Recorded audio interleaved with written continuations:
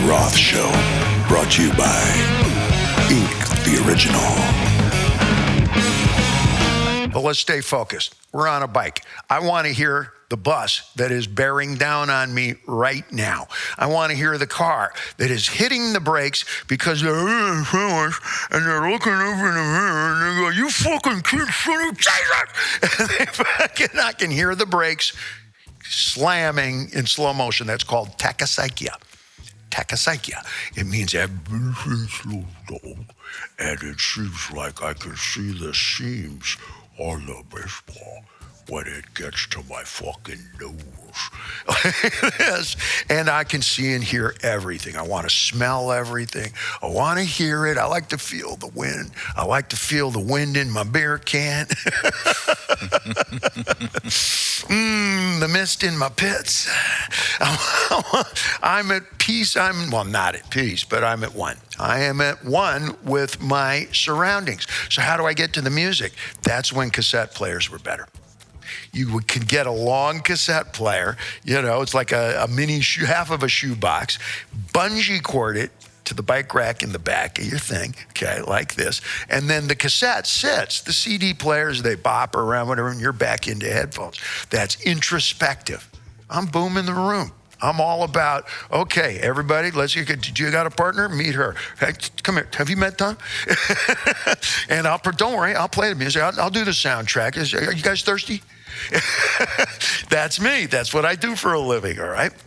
And I always dug having that music. I had certain music for getting from my apartment, which was on 2nd and 17th, and I had an old Raleigh bicycle. It's still sitting out there, and a bike rack in the back with a cassette player. I had certain music that got me at about 5 in the morning. I'd wake up and I would roll from 2nd and 17th up the empty streets up to Central Park and go bouldering on Rat Rock, which is near the playground there. It's right inside from the front gate. What is that? Near the Plaza Hotel, kind of, sort of. That's one of the ways to get in there. And then I would listen to the radio when I was there, one of the early morning talk shows, okay? And then I had certain music because now it's rush hour. And I got to get back downtown like this, and I could do it in 14 minutes. I had a little pony bike, call it a pony bike, because you shorten the handlebars like this. It really makes a difference. If you shorten the handlebars like that, you can get in between the cars and the trucks, just like the bicycle messengers. Full circle. And you get down there like this, and you get your elbows in. It makes a difference. I got all kinds of bikes out there. All right. If you play golf, you have all kinds of golf clubs. If you surf, you've probably got a couple of sticks in the garage, etc. What guitar player have you worked with, Tom, who doesn't have an entire tribute arsenal built for themselves of every possible make, grade, variation, and of a guitar, etc. like this? So there's probably 6 or 7 bicycles sitting out there. There's a fat tire in case it snows in Southern California. Brought that one back from Japan, where it does snow and where it floods, and the fat tire really makes a difference. Oh, I who believe not. No, now I knew not. I knew not. Hey, stay away from that bike. Stationary bikes are great for doing the kind of homework you don't want to do because you already don't want to do anything on a stationary bike. I know it. You know it. The people on the stationary bike know it. That's why there's a screen with the picture of somebody's good-looking tush riding away and her hair is flowing, and I'm encouraged to follow her up the hill. My inner child's going to follow her up the hill. And I'm going to avoid these, doesn't matter. I'm going to avoid the rain and the snow unless I want to dial in a little rain and snow. I don't know, a hair blower dials in and blows my hair, and I can smell her perfume. And I follow her up the hill. Okay. I get it, because distraction is a big, big, big part of this. We make jokes about what's the best part of yoga, being done with yoga. So how do you get through your yoga practice or your stretching or your Pilates or the core training or it's fucking headless? How do I get through all of that? Simple. Distraction, misdirection. You get what you got. It's Japanese for misdirection. And you're going to use the television for that, all right? Television, if you're on a stationary bike, is full of all kinds of chores and things you don't want to do, but you do want to do it because there's something else you want to do. I like to paint. I like to paint and work with my hands in drawing. I took sumie shoto calligraphy lessons the whole time I was in Japan. And a lot of that is craft. Just how do you mix the inks? How do you mix the colors? How do you prepare the paper? The craft of making a straight line. What is the technique? Kotsuo, not the trick. Kotsuo, not the trick like, oh, I tricked you. That's something my accountant does. But kotsuo, what's the little trick? Well, if you turn your hand like that and close your finger, now the line makes a perfect curve kind of a thing. And how do I do that kind of homework if I'm not actually in seminar, if I'm not actually in an instructional environment or that kind of context? How can I constantly surround myself with that? Because there's that osmotic effect. You're going to inhale it. Sooner or later, there's a secondary effect of watching others around you, even if you're not working the pen, the pencil, the brush, the ink, the paint, whatever it is. Great. Stationary bike. It's perfect. Because all those tutorials that are on the internet, if you're playing guitar, it's endless of sitting there. Oh, Jesus, I got to memorize this chord progression. If you are in theater, Shakespeare is endless. You have to heed my bootless cries, and I'm going to keep telling you this until the last syllable of time. Tom doesn't know these are Shakespearean references. And this is the way that if you're going to tap dance and you want to watch a certain time change step that the Nicholas brothers did compared to the Berry brothers, both of whom I recommend that you're going to watch, that's the time you do it. If you want to learn how to prep the canvas perfectly with gesso. Do you know what gesso is?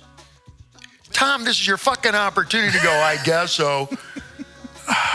I'm going to deal with him. Jump cut, please. Most of our world hates their jobs. What, 7, 8 out of 10 people?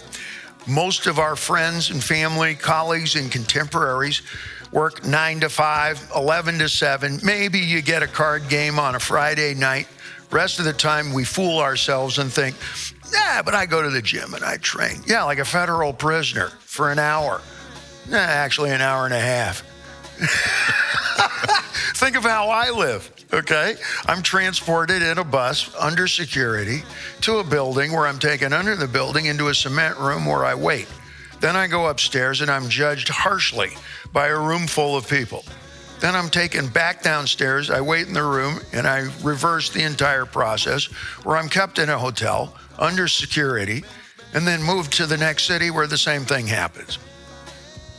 Some people would say, man, that shit is rock star. Other people would say, Federal Witness Protection Program. But let's stay focused. Top secret tricks of the pros. This is really important. Always wear a helmet. I'm talking as a friend. I'm talking as somebody who smokes pot before breakfast. I'm talking as a once upon a time EMT, somebody who has a lot of lookout for you. My accountability goes way beyond family. I'm looking out for you. I'm looking out for yours and yours as well. So here's the thought. Always use a helmet. Every one of my helmets has great big dents, as well as my scalp from not getting knocked off that bicycle. And it was never my fault. Not one time at all. Here's the trick of the pros. You know that little knobbin right up here that sits at the top of your hat, okay? There's that little button up there. There's a button, okay? Anytime that you put your helmet on top of that button, that's like somebody putting a screwdriver right there. And anytime you put that on top of that nubbin like this, okay, and you do like that, oh man, that fucking hurts. Even if you don't have a helmet on and you have that knot right there, that little button, and you hit it like that, ooh, it's that little focus, you know, that thing of it all focuses right here, pop, you know, like so. You can pull that out with a pair of screwdrivers or something, okay? You just get yourself a little pliers or a needle nose or whatever, and you can remove that. You remove that, and then when you double up like so, and who gives a fuck what people think? You're safe. You got the rain out your face. You got the snow out your mug. You got the mile-wide smile. It's all good. And if you fall and you hit that thing like boom, like this, whoa, you got yourself a problem, okay? Now I'm going to show you a little self-defense, okay? If you have that helmet on, okay, like that, and you have taken that button out, and you can take a really good impact like this, and you catch somebody fucking with your bicycle, and he's bigger than you, okay? First thing you do is crumple and go, whoa, is that one of those new old vintage Raleigh brand new fucking tubular super lightweight heavyweight bikes like that? And you get like this, and he comes over, he goes, hey man, that's my bike now. And you get your head down right like this. Now remember where that little button goes. Right here. See where that is? Can you see where that is?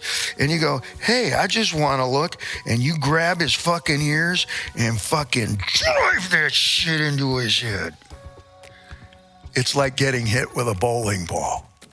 And the bike is yours after all is said and done.